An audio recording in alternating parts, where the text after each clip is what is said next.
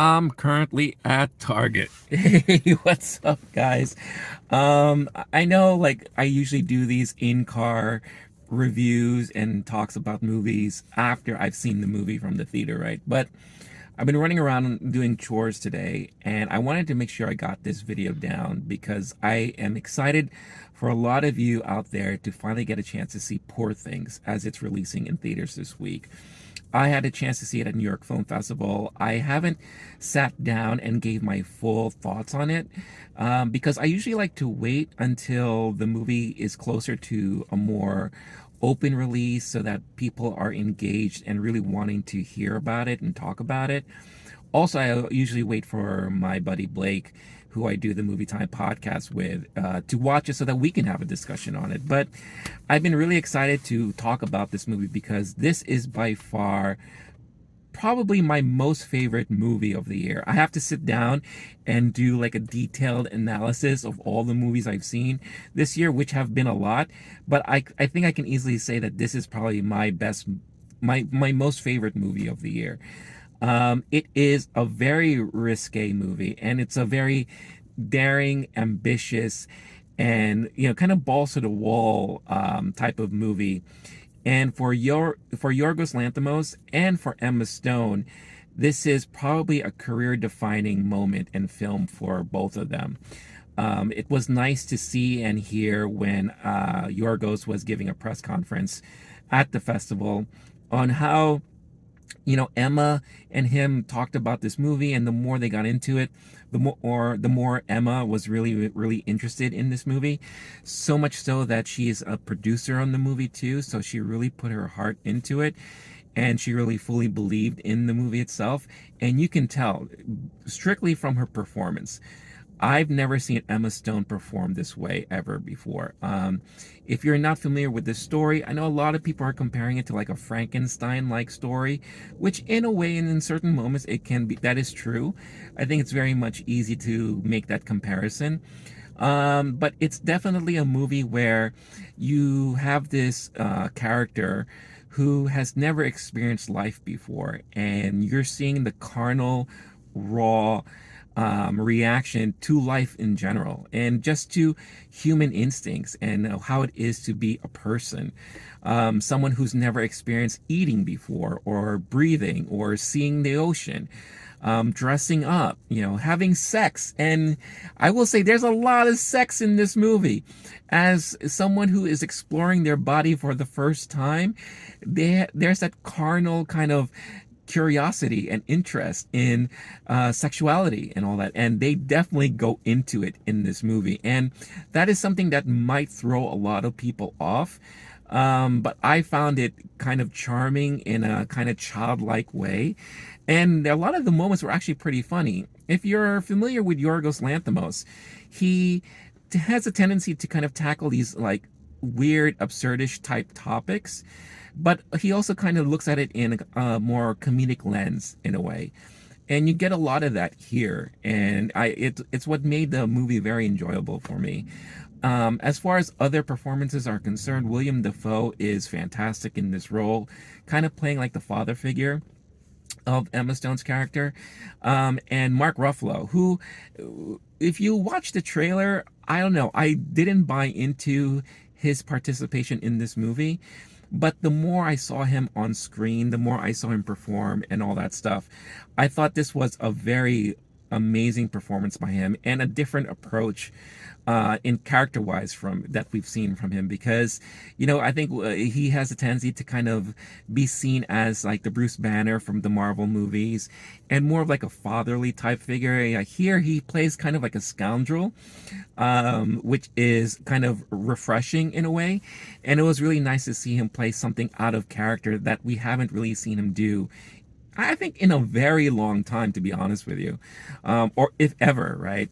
So a lot of great performances all around. There was a nice little cameos from Gerard Carmichael in there, if you're a fan of his, and all that stuff. But as far as directing is concerned, I do strongly feel this is Yorgos Lanthimos' best movie that he's directed to date. the cinematography, the edits, the cuts, the unique and artistic uses of lenses and colorizations and all that. Everything like was like certain choreography and certain like direction he has the characters go through and everything. Everything is just so brilliantly done and very artistically done. This is definitely one of those like more artistic indie art house type of movies, but it's an A24 production too, so you can get that type of quality that you're used to if you're an A24 fan, especially like dealing with this type of subject matter and all that. The soundtrack is great. The costume design is awesome, set design and all that stuff. It really harkens to a Victorian kind of age. I know a lot of people will kind of use the term steampunk in a way. They kind of frown on that kind of comparison. It is definitely Victorian, more in the likes of, if you remember that movie, The Adventures of Baron Munchausen, very much along that vein. So that's the kind of look and feel and tone you could expect from this movie. But yeah, I'm so looking forward to discussing this more in depth. I don't think I gave a lot of spoilers out there. It's more just like my initial thoughts and reaction and feeling about the movie in general. But I'm so excited and looking forward to hearing all of your reactions out there. Now, from those who have already seen it, whether it was at festivals, press screenings, or what have you, there have been kind of mixed reactions. The crowd that I was with at New York Film Festival, they loved this movie. I could tell they ate everything all up. But certain reactions I've seen from some critics were just, they were kind of, I guess, taken back by the direction chosen here by Yorgos Lanthimos and by Emma Stone also. I have a strong feeling that maybe because of a lot of the sexual moments and a lot of that carnal, raw, human-like emotions and characteristics that were explored in this movie may have thrown a lot of people off. So that is just something to heed a little warning to, kind of be ready for that type of the type of tone, the type of storytelling that you're going to get here. But I think overall, it was definitely a very entertaining, interesting storyline, a lot of comedic moments, a lot of kind of I wouldn't say gross moments, but just moments that just kind of be like, whoa, I wasn't expecting to see that. Again, if you're familiar with Yorgos Lanthimos' style of filmmaking, expect that, but times like 10, times 20.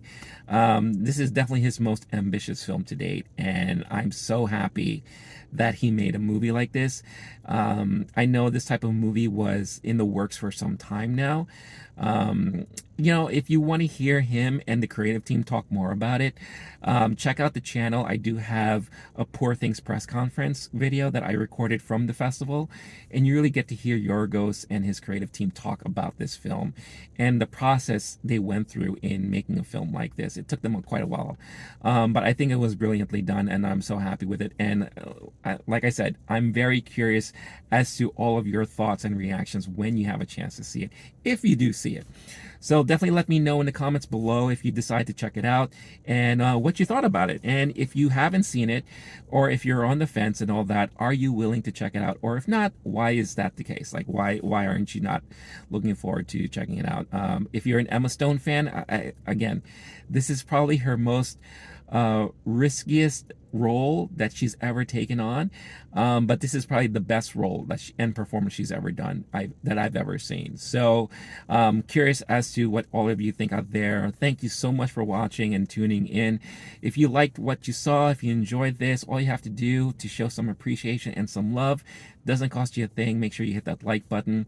If you want to stay up to date with all the stuff that we do here on the channel, all the reviews, reactions, all that good stuff, the Movie Time podcast, all you got to do is subscribe to the channel and make sure you hit the notification bell to get notified every time a new video is posted on the channel. So with all that being said, I'm going to go ahead and continue some of my Christmas shopping, and I'll check you all out next time. Stay cool, stay kind, stay safe.